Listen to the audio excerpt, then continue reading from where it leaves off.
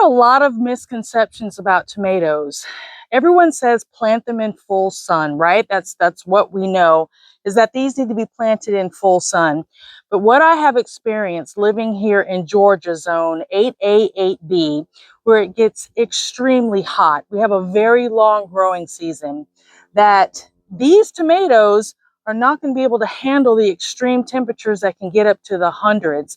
So if you live in a cooler zone, or a zone that has a short season, maybe you don't have to worry about such extreme heat. But those of us that are in, again, zone 8 and higher, um, where the temperatures are just really high, you start experiencing like stress on your tomatoes, which looks like leaf curl. You get the drooping. One that is particularly irritating to me is when you have a beautiful tomato plant and they are just full of blossoms, and the next thing you look, they're all gone. So what happens when your tomato plants are stressed? Well, they start dropping their flowers, which means you're not going to get any tomatoes. You're going to have to wait until they decide they want to procreate. I mean, if you're hot and walking across the Sahara Desert, the last thing you want to think about is maybe procreation, right? I mean, some of you maybe, but I'm going to say I personally would not want to be thinking about that, right? You want cool, calm conditions in which you can grow your fruit. Now, a misconception is like, again, that these guys just love extreme heat and they can take any kind of heat. But actually, tomatoes are from South America. They're from like the coastal and western side of South America. Around 500 BC or so, the Aztecs took tomatoes and they sort of bred them into the tomatoes we know of today, these big, juicy, plump tomatoes. So these tomatoes are used to actually growing in like jungle-like environments along the floor canopy. They're vining. Maybe they were growing up trees or that sort of thing. So they actually can take lower levels of light or dappled sunlight. I know there are some places in, the United States, like zone like 5A or B, and they can actually handle a lot of shade underneath trees. Your tomatoes will still ripen even in cooler weather. So I think, what is it like? They don't really like anything past like 58, lower than 58 degrees, but that means they can still produce. But if you're hot like us, and again, you have a long growing season, these tomatoes are not going to make it. They're going to be stressed out. So what does that mean? It means employing some shade cloth. It also means that you want to water on a regular schedule, not overwater. Depending on how hot it is and testing your soil, you'll know when you need to water. So sometimes sticking your finger in there, if it's dry, like 2 inches down, kind of like what you would do for houseplants. You want to mulch. Make sure you have a great mulch, like some straw or some sort of, wood chips that aren't dyed, leaves, even pine straw. They say, oh, pine straw is so acidic. I've been using pine straw for almost everything in my garden, and actually my plants love it. I've had no problems with pine straw. So getting back to the story of these tomatoes. So they come from again, kind of coastal jungle-ish type of regions, and they are used to being undercover. So they took these tomatoes, right? The Aztecs, about 500 BC, took these tomatoes and then they bred them into these big tomatoes that we have today. The Spaniards, about 1500s, took them to Europe, and they're like, no, we're not eating that. That's part of the nightshade family. You're trying to poison, you're trying to kill us, right? So it wasn't until maybe 1600, 1700 that Southern Europe, especially Italy, said, you know what, we're going to do this.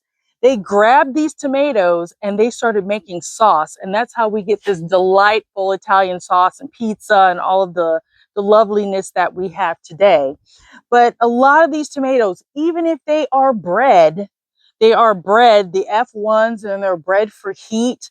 I mean, I don't know too many things that can survive the 90s and hundreds. I'm sorry. I mean, unless you're a cactus, they need to be protected. So I bought this shade cloth on Amazon. And like I said, we're scheduled to be super hot. Even if I leave this on for the rest of the season, it's going to be filtering enough sunlight so that the tomatoes can still ripen and still get the nutrients they need. But it's also thin enough to not make this sort of like you would when you have thicker ones that you're trying to cover, the fleece that you use to cover your tomatoes and your other kind of vegetables during the winter. Another misconception is that you have to wait for the tomatoes to ripen on the vine.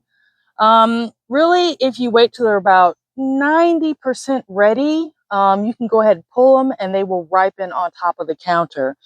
So, got one here. It just popped off super easy. Now you see it's kind of orange. If you were to allow this to get red, not only will it just be just a magnet for birds and pests and disease, but most likely all of those things are going to get to your tomato before you have a chance to enjoy it. So go ahead and pull it when it's about like this. You see there's still some green on the top here. If you put this on the counter, it's just going to continue to ripen. So don't let your tomatoes just leave them on the vine, because again, the birds and squirrels and everything else is just going to get to them. One of the reasons why this tomato popped off so easily is because the stores that the plant are using to ripen this, they've already moved on. These pop off just so easy. You can just touch it and that's kind of how you know when it's ready to go. It's already started to die back, meaning at the base where it's attached at the stem, all of the plant's resources have now moved on to ripening all of the green fruit. So it doesn't have to worry about this when it has so many of these that it has to ripen. So go ahead and pull your tomatoes when they look about like this, again, about 90%. And then that way you'll have a greater harvest, just like with any plant. The more you pick, the more you'll get. Now look at this complete and utter mess that I have here growing next to the compost bin. I had a bunch of extra tomato plants left over and I didn't want to waste them. And I didn't want to really give them away because the year before, because I weren't following some of these same tips that I'm telling you about, I ended up with almost no tomatoes. So this time I knew that was not going to happen. So I took all of my surplus tomatoes and I planted them along the fence line near my compost. I know that the soil over here, because of runoff, is rich. And I have not pruned these. I spaced them about 12 inches apart. I haven't pruned them. They're just growing on the ground. And there's loads. Hold on. Here we go. There's some tomatoes in here, if you can see. And there's also no disease. I haven't weeded. I haven't done anything. These are tomatoes growing in their natural habitat. I just said, you know what? I'm going to put them out here and they're away from the garden. If the squirrels want to get in here, if the mice or whatever, the birds want to have at it, we'll still have plenty. These are kind of like almost a deterrent, but it's also an example of what a tomato will do when you just leave it be.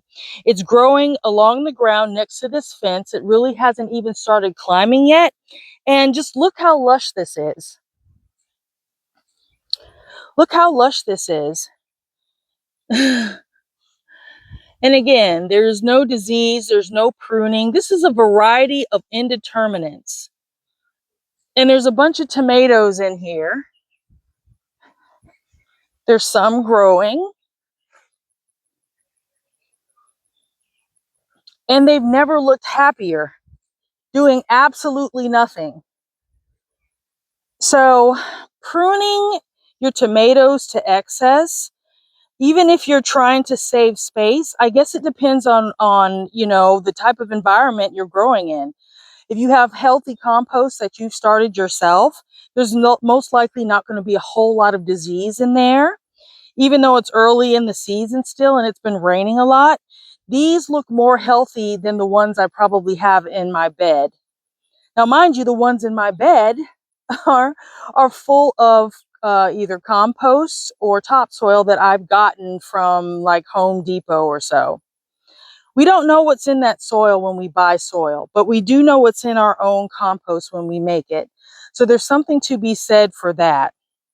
Also, these haven't been pruned, like I said, and the ones that are in my bed, those indeterminates, those have been pruned of at least a few of the suckers below the first set of flowers.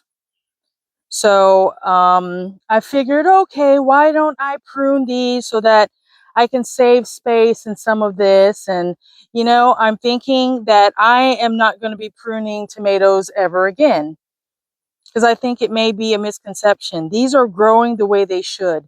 Look at all of the flowers that are on here. Now, I'm possibly going to come out here and cover these because, again, it's going to get up to the 90s. However, this area over here, because it's next to the fence, the sun will be high in the sky and moving on its way by the time it gets really hot for them. But yeah, I may go ahead and throw a green cover over these. But this is sort of the thing that you don't have to overthink it sometimes.